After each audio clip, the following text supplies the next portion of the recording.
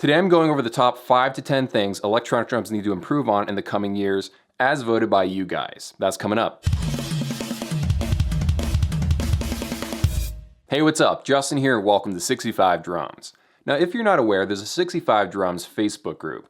And in that group, we just talk about electronic drums. You can sell your drums, you can ask questions about different trigger settings, and you can bring up topics. And the whole topic was, what do you think are the must-have improvements electronic drums need to work on in the future? So I'm gonna go over your responses and also give my take on what I think electronic drums need to improve on in the next 5 to 10 years. Because electronic drums are growing pretty rapidly. Believe it or not, electronic drums actually outsell acoustic drums in some music stores. So electronic drums need to improve along with the more and more drummers that are starting to play them. Drummers want real-sized electronic drum sets. That not only includes like having an 18-inch kick drum, a 14-inch snare, but that also includes having shells that aren't like this thin. We want actual decently sized shells that look cool. Now I will say, in the defense of the electronic drum industry, they have made some progress on this. I think the original charge for, larger electronic drum sets was led by the smaller companies, like Drum Tech, Joe Becky, Diamond, companies that take acoustic shells and then drop electrical components inside of them, converting them into electronic sets. But also we've seen larger companies start to do this because they see the demand. So for example, Pearl with their brand new Emerge drum set, whenever that's going to come out. Before that, they had the ePro Live series. We see that Alesis and Millennium, and also other companies that all use Medley parts, they all use larger and larger drum sizes these years. They've slowly started creeping up. That's a good thing. And then of course we've seen Roland, the company that never wanted to make large electronic drums. They have an 18-inch bass drum on their $4,000 drum set. That might not seem like progress if you just started playing electronic drums, but that definitely is. Now, one thing I've noticed after running this YouTube channel for a while is that people always tend to buy the cheapest electronic drum set they possibly can with the largest drum sizes. That's why the Alesis Crimson is so popular. The Alesis Nitro Mesh. They're always looking for these mesh drum sets at large sizes. So obviously that's what people want. More companies should give that to them, but also try to keep the quality up there at the same time. People want better electronic hi-hats. That was clear in the comments, and I totally agree with that. I've played the nicest hi-hats there are, the ATV ones, and then I think above the ATV ones is probably the VH13. That's still king in my opinion. And that's $500 and $800. Those two hi-hats, the pinnacle of electronic hi-hats, they're still not as good as acoustic hi-hats. And sometimes you can think, oh wow, electronic drums have reached perfection. That's when you're in an electronic drum bubble, you've only played E-drums for like 3 years.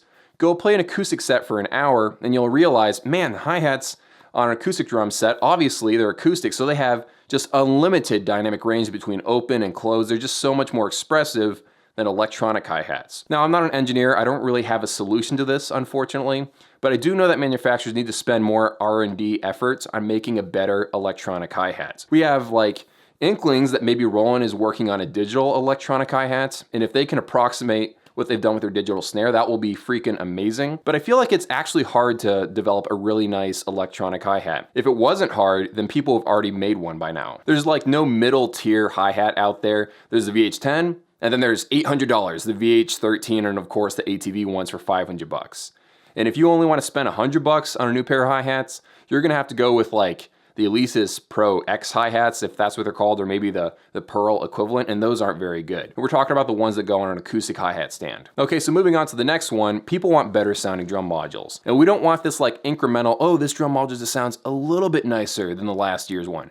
We want a drastically better sounding drum module, because what we have right now at most price ranges just sounds really darn bad. So I really think Charles summed it up best. He said, I think people want the plug and play of drum modules, but with the sound quality of a VST.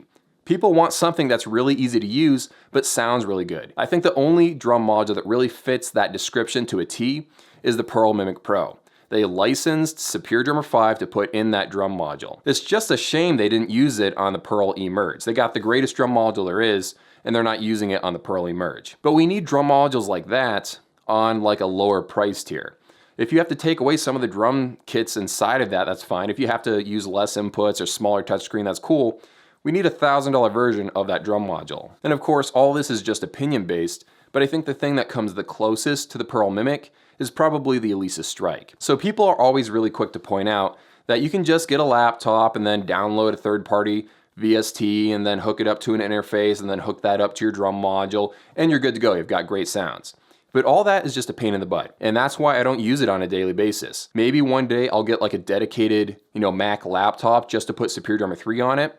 I have Superior Drummer 3, I have Easy Drummer 2, but that little pain point of having to set all that up before I play is just enough for me not to use it very often. Now, of course, there is a workaround. You can buy a drum module that lets you import multi-layered samples. Not one-shot samples, but multi-layered samples at different velocities.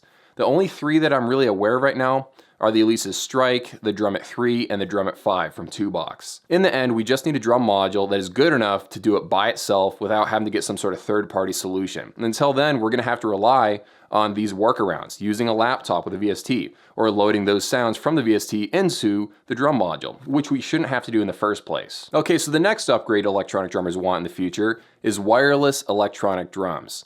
And I am totally on board with this. I've got one wireless trigger. This is called Versa Trigger. This is generation 1, and the first generation at least didn't have very good triggering, and also the battery, I don't think you can replace it. So when it's dead, it's just dead forever, which kind of sucks. But using this myself really brought to mind a couple of the big challenges that are facing drum companies if they ever want to go totally wireless. It's going to happen one day, but as of right now, the first thing you're going to have to worry about is batteries. Like, you're going to have to, have batteries in all 7 of your cymbals and all your toms and your kick drum and your snare. You're going to have to make sure that they're charged. It would be terrible to be recording something, or heck, playing something live, and then your snare drops out because you forgot to charge the battery. That would kind of suck. Wireless doesn't always work perfectly in every single situation, but I can't wait for that day to finally arrive. It's not going to happen anytime soon though. Alright, so the next thing that was mentioned was that we need higher quality drums on the low end of the market. I completely agree with this. A lot of times when you buy an $800 drum set, a $500 drum set, a $300 drum set, you're buying something on like a 2-year lease. Really, drums should be built to last forever. On the low end, they don't worry as much about the build of these things. What I've noticed is that the fault point usually happens with the cymbals.